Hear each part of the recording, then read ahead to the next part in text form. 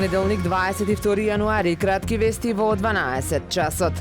Деновиве е актуелна една несреќна изјава на министерката за култура дека изградбата на катна гаража во Охрид не била од јавен интерес и затоа е блокирана, односно нема приоритет кај нив како министерство, порача градоначалникот на Охрид Кирил Пецаков. Појасни дека веќе година и половина немаат добиено позитивно мислење од култура и покрај тоа што е постапено по сите зададени забелешки, препораки и измени. Додаде дека непознавањето на законите и постапувањето спротивно на нив со кочење на еден од најважните проекти за Охрид како град си носи и одговорност сама по себе за непостапување.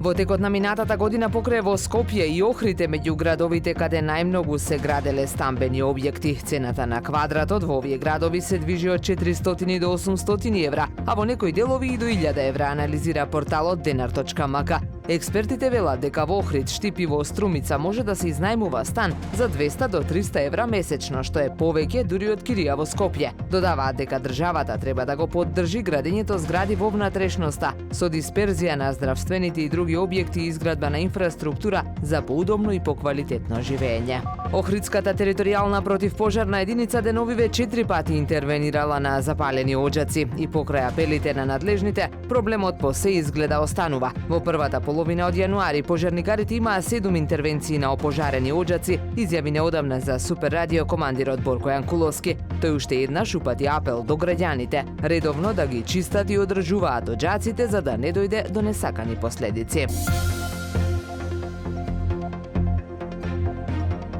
Времето денес сончево со мала до умерена локална облачност. Максималната температура во Охрид до 3 степени. Повеќе информации на ohridpress.com.mk. Уредник и водител на вестите Даниела Спасик.